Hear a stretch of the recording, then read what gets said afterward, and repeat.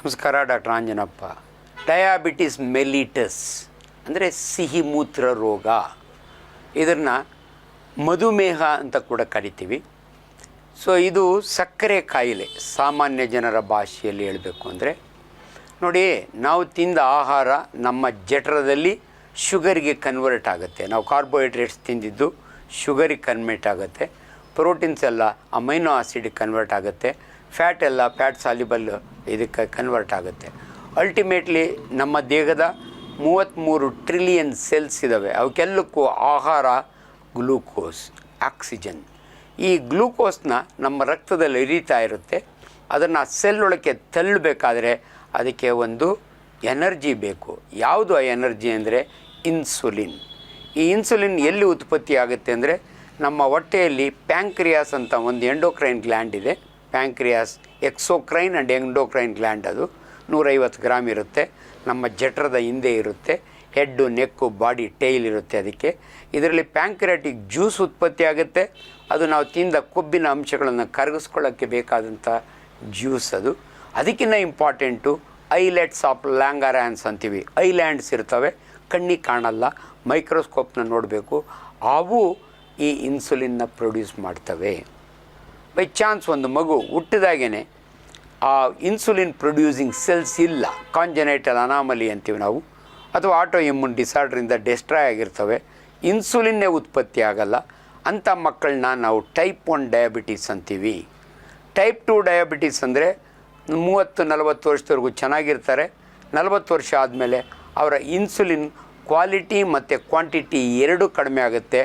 ಆಗ ಡಯಾಬಿಟಿಸ್ ಬರುತ್ತಲ್ಲ, ಅದನ್ನು ಟೈಪ್ 2 ಡಯಾಬಿಟಿಸ್ ಅಂತೀವಿ. ಇಷ್ಟು ಸುಲಭ ನಿಮ್ಗೆ ಹೇಳಬೇಕು ಅಂದರೆ. ಸೊ ಇನ್ಸುಲಿನ್ನು ಭಾಳ ಮುಖ್ಯ ನಮ್ಮ ದೇಹಕ್ಕೆ. ಯಾವಾಗ ಇನ್ಸುಲಿನ್ ಕ್ವಾಲಿಟಿ ಕ್ವಾಂಟಿಟಿ ಕಡಿಮೆ ಆಗುತ್ತಲ್ಲ, ಅದನ್ನು ಡಯಾಬಿಟಿಸ್ ಅಂತೀವಿ. ಜುವೆನೈಲ್ ಡಯಾಬಿಟಿಸ್ ಅನ್ಫಾರ್ಚುನೇಟ್ಲಿ ಅದ್ರ ಕಡಿಮೆ ಜನ ಇದ್ದಾರೆ. ಅವರು ಆ ಮಕ್ಕಳು ಇನ್ಸುಲಿನ್ ಇಲ್ದಿರ ಬದುಕಲಿಕ್ಕೆ ಸಾಧ್ಯವೇ ಇಲ್ಲ. ಈಗಲೂ ಕೂಡ ನಾನು 7 ಇಯರ್ ಓಲ್ಡ್ ನಮ್ಮೂರಿನ ರೈತನ ಮಗನಿಗೆ ಇನ್ಸುಲಿನ್ ಕೊಡಿಸ್ತೀನಿ ನಾನು. ಆ್ಯಂಡ್ ಈ ಸಮಯದಲ್ಲಿ ಒಂದು ಇನ್ಫಾರ್ಮೇಷನ್ನು ಪ್ರಜಾ ಧ್ವನಿ ಮುಖಾಂತರ ರಾಮಯ್ಯ ಮೆಡಿಕಲ್ ಕಾಲೇಜ್ ಹಾಸ್ಪಿಟಲ್ನಲ್ಲಿ ಎಂಡೋಕ್ರೈನಾಲಜಿ ಡಿಪಾರ್ಟ್ಮೆಂಟ್ ಇದೆ. ಅಲ್ಲಿ ಒಂದು ಆರ್ಗನೈಸೇಷನ್ ಮಾಡಿದ್ದೀವಿ ನಾವು.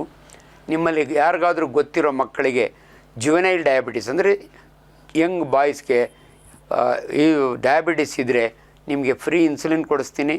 ನಿಮಗೆ ಆ ಮಕ್ಕಳಿಗೆ 18 ವರ್ಷದವರೆಗೂ ಫ್ರೀ ಬಟ್ಟೆ ಕೊಡಿಸ್ತೀನಿ, ಶಾಲೆ ಫ್ರೀ ವ್ಯವಸ್ಥೆ ಮಾಡ್ತೀನಿ. ಕಿಶೋರ್ ಅಂತ ಒಬ್ಬ ಹುಡುಗ ಇದ್ದಾನೆ, ಅದರ ಇನ್ಚಾರ್ಜು. ಯಾರಿಗಾನ ಬೇಕಾದರೆ ನನಗೆ ಫೋನ್ ಮಾಡಿದರೆ ಅಂತ. ಯಾಕಂದರೆ ಇನ್ಸುಲಿನ್ನು ಕಾಸ್ಟ್ಲಿ. ಮೊದಲೆಲ್ಲ ಬೊವೈನ್ ಇನ್ಸುಲಿನ್ ಬರೋದು, ಪೋರ್ಸೆಲೈನ್ ಇನ್ಸುಲಿನ್ ಬರೋದು. ಇವತ್ತು ಹ್ಯೂಮನ್ ಇನ್ಸುಲಿನ್ ನಾವು ಯೂಸ್ ಮಾಡೋದು ಕಾಸ್ಟ್ಲಿ ಇರುತ್ತೆ. ಸೊ ಈ ಬ್ಯಾಂಗ್ಳೂರು ಡಯಾಬಿಟಿಕ್ ಅಸೋಸಿಯೇಷನಿಂದ ಅಂಥ ಮಕ್ಕಳಿಗೆ ಬೇಕಾದರೆ ಫ್ರೀ ಇನ್ಸುಲಿನ್ನು, ಅವರ ಎಜುಕೇಷನ್ ಟಿಲ್ 18 ಇಯರ್ಸ್ ನೋಡ್ಕೋತೀವಿ. ಅದು ನಿಮಗೆ ಗೊತ್ತಿರಲಿ. ಸೊ ಈಗ ಈ ಟೈಪ್ 2 ಡಯಾಬಿಟಿಸ್ ತುಂಬ ಜನ ನಮ್ಮನ್ನು ಕೇಳ್ತಾರೆ, ಡಾಕ್ಟ್ರೇ ತುಂಬ ಸಕ್ಕರೆ, ಬೆಲ್ಲ, ಜೇನುತುಪ್ಪ ತಿನ್ನೋದ್ರಿಂದ ಡಯಾಬಿಟಿಸ್ ಬರುತ್ತಾ? ಇಲ್ಲ, ಡೆಫಿನೆಟ್ಲಿ ಬರಲ್ಲ, ಹಂಗೆ ಅಂದ್ಕೋಬೇಡಿ. ನಾನು ತುಂಬ ಬೆಲ್ಲ ತಿಂತಾಯಿದ್ದೆ ಅದಕ್ಕೆ ಬಂತ, ಇಲ್ಲ.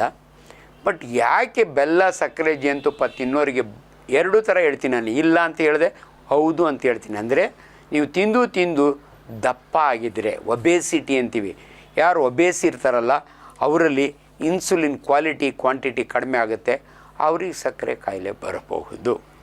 ಸೊ ಇದು ಬಂದಿದೆಯೋ ಇಲ್ಲೋ ಅಂತ ಕಂಡುಹಿಡಿಯೋದು ಹೆಂಗೆ?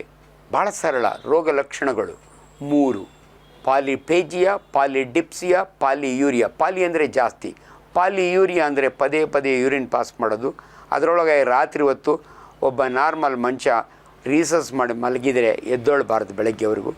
ರಾತ್ರಿ 2-3 ಸಾರಿ ಎದ್ದೊಳ್ತಾರೆ ಅಂದರೆ ಡೆಫಿನೆಟ್ಲಿ ಡಯಾಬಿಟಿಸ್ ಶುರುವಾಗಿರುತ್ತೆ. ಪಾಲಿಡಿಪ್ಸಿಯಾ, ಪದೇ ಪದೇ ನೀರು ಕುಡಿಬೇಕು, ದಾವರ ಆಗುತ್ತೆ ಅನ್ನಿಸ್ತದೆ, ಆ ಮನುಷ್ಯನಿಗೂ ಕೂಡ ಸಕ್ಕರೆ ಕಾಯಿಲೆ. ಪಾಲಿಪೇಜಿಯಾ, ತುಂಬ ಹಸಿವೆ ಆಗ್ತಾ ಇರ್ತದೆ, ತಿನ್ನೋಣ ಅನ್ನಿಸ್ತದೆ, ತಿಂತಾಯಿದ್ರು ಕೂಡ ಸವ್ಕೊಂಡು ಹೋಗ್ತಾರೆ. ಇದನ್ನು ಗಮನಿಸ್ಬೇಕು ನೀವು. 2-3 ಕಾಯಿಲೆಯಲ್ಲಿ ಮನುಷ್ಯ ತಿಂದರೂ ಸವ್ಕೊಂಡು ಹೋಗ್ತಾನೆ. ಅಂದರೆ ವೆಯ್ಟ್ ಕಡಿಮೆ ಆಗುತ್ತೆ. ಒಂದು ಸಕ್ಕರೆ ಕಾಯಿಲೆ, ಇನ್ನೊಂದು TB ಮತ್ತು ಕ್ಯಾನ್ಸರು, 3ನೇದು HIV ಇನ್ಫೆಕ್ಷನ್. ಇದರಲ್ಲಿ ಮನುಷ್ಯನಿಗೆ ವೆಯ್ಟ್ ಕಡಿಮೆ ಆಗ್ತಾ ಹೋಗುತ್ತೆ. ಸೊ ಈ 3ನ್ನ ಗಮನದಲ್ಲಿ ಇಟ್ಕೋಬೇಕು.